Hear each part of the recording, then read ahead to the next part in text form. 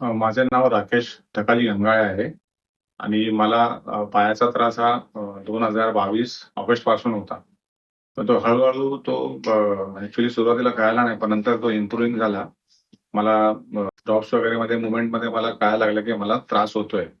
मग एम-आर-आयज वगैरे केल्यानंतर कळालं, की डायग्नोज झालाय मला. मग बरेच दिवसाच्या नंतर ट्रीटमेंट वगैरे केली, आयुर्वेदिकची ट्रीटमेंट वगैरे केली. पण तो सहसा त्याचा काही फरक पडत नव्हता. आणि भरपूर म्हणजे चालायला, बसायला, उठायला म्हणजे भरपूर त्रास होता. रात्रभर झोप नसायची आणि पायाची मूव्हमेंट पूर्ण एकदम बंदच झालेली. की मग ते जॉब्स वगैरे पण सोडून दिला कारण की कधी-कधी स्टेअर्स वगैरे चढायला लागायचं. मी सेल्समध्ये जॉबमध्ये असल्यामुळे मला ते कस्टमरकडे येणं-जाणं ते कंपल्सरी होतच ते. तर मला ते जॉब सोडून मग घरी बसावं लागलं. मग त्याच्यानंतर मी मला ऑपरेशन करायचं होतं. तर मग मी अविनाश सर आहेत त्यांना, अविनाश देव उपाध्याय सरांना मंगलप्रभा हॉस्पिटलमध्ये भेटलो. ते सुरुवातीला ॲक्चुअली मी याच्या आधी पण खूप डॉक्टर्सना भेटलो होतो. पण त्यांच्याकडून मग ऑपरेशन करण्याचा निर्णय होता. पण कॉन्फिडन्स येत नव्हता, की हे नाही, की कसं होईल, काय होईल? आणि बाकीचं पण ऐकलं होतं, की नाही थोडा प्रॉब्लेम होतो. पण सरांना पहिलीच वेळ भेट दिली, आईसोबत गेलेलो आणि मला असं वाटलं, की नाही चल पॉझिटिव्ह वाइब्स आली, की सरांनी व्यवस्थित सगळं एक्सप्लेन केलं, की काय वापरणार आहे, कसं ऑपरेशन करणार आहे, मूव्हमेंट तुझी कशी रिस्ट्रिक्टेड झालेली आहे, थोडे टॅब्लेट्स लिहून दिलेले आहे सुरुवातीला आणि नंतर मग आम्ही घरी गेलो. त्याच्यानंतर मग सरांनी कंटिन्यू फॉलोअप ठेवला आणि मी पण सरांना कॉल करायचो. मग नंतर की ते विचारायचे, की "राकेश कसं वाटतंय? तब्येत कशी आहे? त्रास होतोय का?"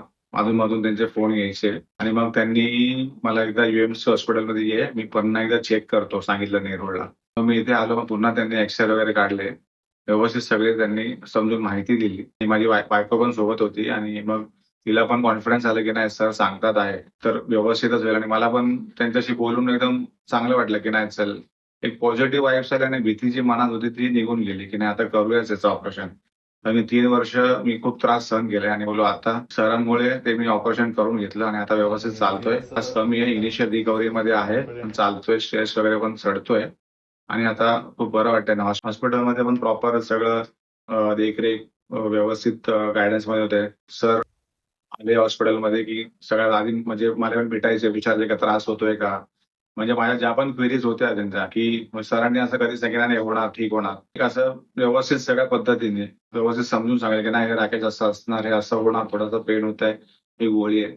तर ते एक मनातली भीती हळू दूर झाली. जसं चालायला प्रॉब्लेम होत होता, स्टेअर्स कसं चढणार. मग त्यांच्यासोबत कॉन्फिडन्स येऊन छान प्रकारे वाटलं आणि हॉस्पिटलमध्ये पण रात्रीचं पण जरी पण थोडंसं पण मग काय वाटलं, आवाज दिला, बेल वाजवली. पटकन सिस्टर्स वगैरे येऊन काय त्रास होतोय, डॉक्टर्सना फोन करून ही गोळी खा. सारखं येऊन विचारपूस करून केलं आणि खूप मला पॉझिटिव्ह आणि एक्सपिरियन्स खूप छान आहे आणि डॉक्टरांचं पण खूप आभार आहेत, की त्यांनी मला व्यवस्थित आता चालण्यायोग्य केलेलं आहे. खूप खूप आभार त्यांचे.